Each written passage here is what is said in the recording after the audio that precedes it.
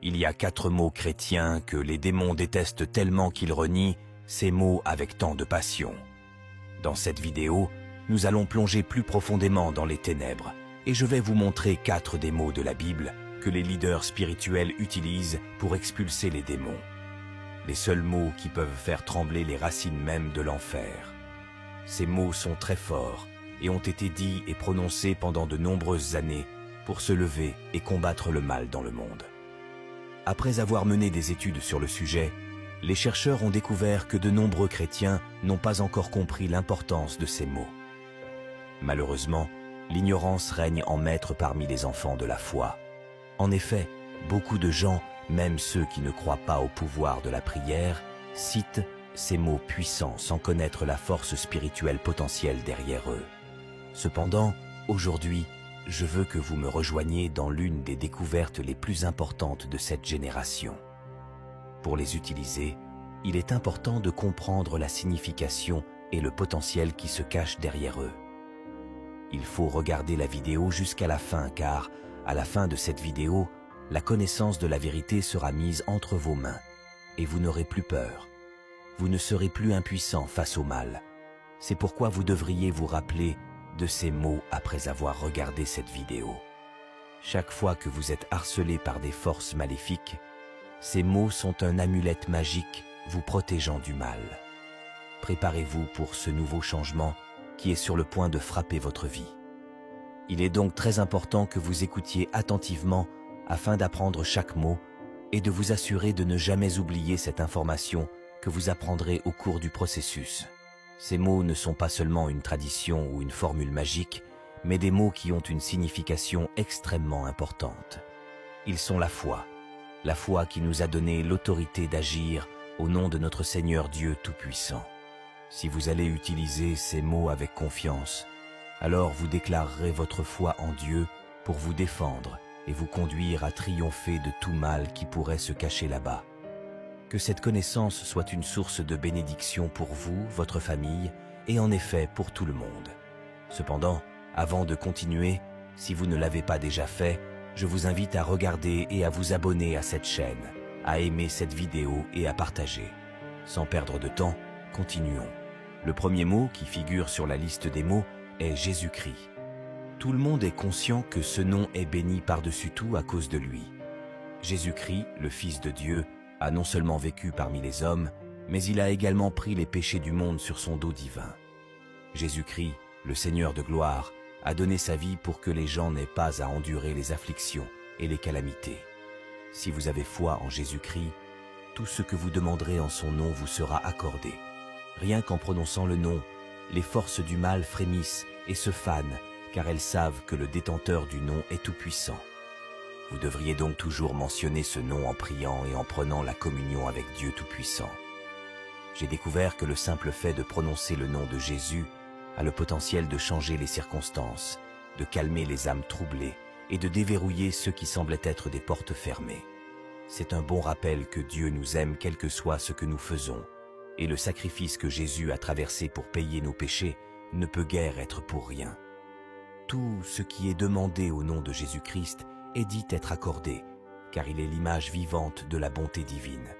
De plus, lorsque nous prions Dieu et utilisons le nom de Jésus, cela signifie que nous nous inclinons devant le Dieu Tout-Puissant et nous soumettons à sa volonté. Cela se fait par la foi et la confiance, car nous savons qu'il est le seul médiateur entre Dieu et l'homme, et toutes les prières que nous faisons sont exaucées selon la volonté du Seigneur. Qu'il soit le premier que vous invoquiez dans vos prières secrètes et cachées, et que son nom soit comme une lampe brûlant dans les ténèbres. Qu'il soit béni avec gratitude et action de grâce au nom par lequel il est invoqué, le nom du Dieu de bénédiction et du Dieu de protection. Que ce soit notre joie de dire de tout notre cœur, Jésus est Seigneur, car en Jésus nous avons obtenu les bénédictions qui viennent de la communion avec Dieu Tout-Puissant. Le deuxième mot sacré et le plus puissant illumine comme une étoile dans des nuages orageux dans les âmes qui sont perdues. Ce mot est amour. En ces temps sombres, il est essentiel de se rappeler des paroles que notre Seigneur Jésus-Christ nous a dites. Tu aimeras ton prochain comme toi-même. Le Seigneur commande non pas une abstraction, mais l'essence même de ce que le chemin spirituel chrétien est tout au sujet. L'amour, dans sa forme la plus pure, est le contraire du règne du mal. Même si le diable parvient à signer le contrat dans l'égocentrisme et l'animosité, le véritable pouvoir est l'amour divin et la compassion, qui ne sont pas liés aux réalités physiques du temps et de l'espace. Les diables eux-mêmes pâlissent lorsqu'on parle d'amour, car ils comprennent qu'en lui, il y a un esprit qu'ils ne peuvent pas vaincre et qui peut les désarmer. Il est bien connu que l'amour conquiert tout et peut briser les énergies négatives et ramener l'amour et la paix dans les cœurs, ce qui est très perturbant pour les forces du mal, car elles prospèrent sur la haine et la division. L'amour est l'une des armes les plus efficaces qu'un chrétien possède, car le véritable amour est capable de briser les chaînes qui emprisonnent l'esprit, de purifier les émotions négatives de quelqu'un et de retrouver l'équilibre perdu.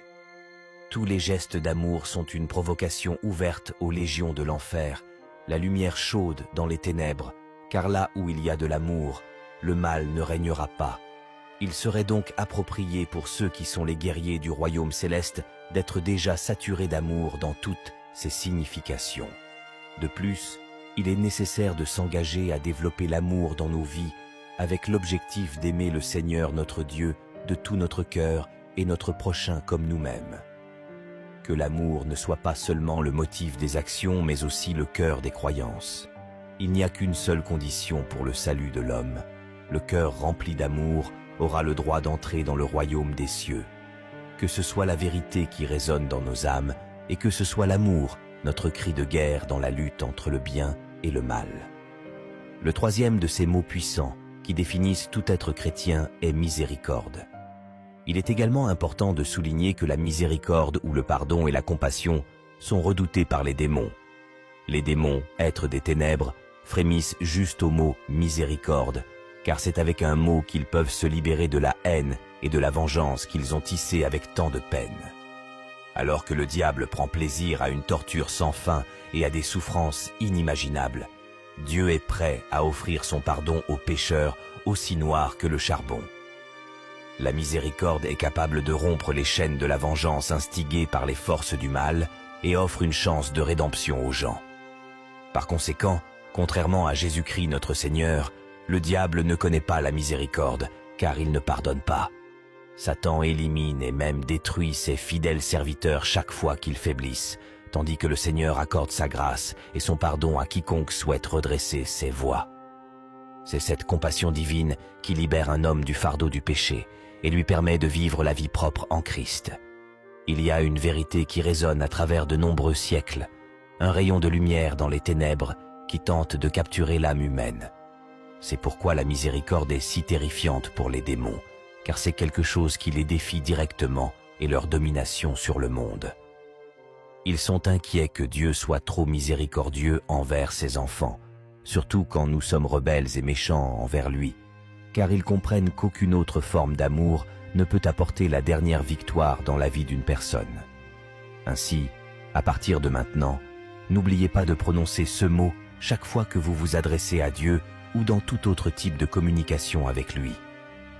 Que le Seigneur nous aide à avoir la miséricorde divine comme notre espoir au milieu des circonstances de la vie, afin que nous soyons toujours sur le droit chemin qui mène à la grâce et à la vie éternelle.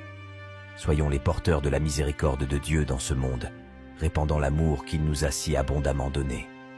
Que cette vérité soit comme une lumière nous guidant dans notre voyage spirituel, et que nous nous souvenions toujours de la grâce qui nous a rachetés.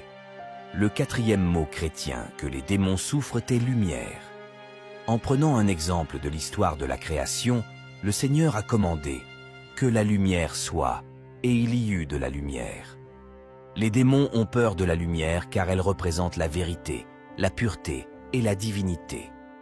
Il est vrai que la lumière peut vaincre les ténèbres et les idées maléfiques possédées par les démons.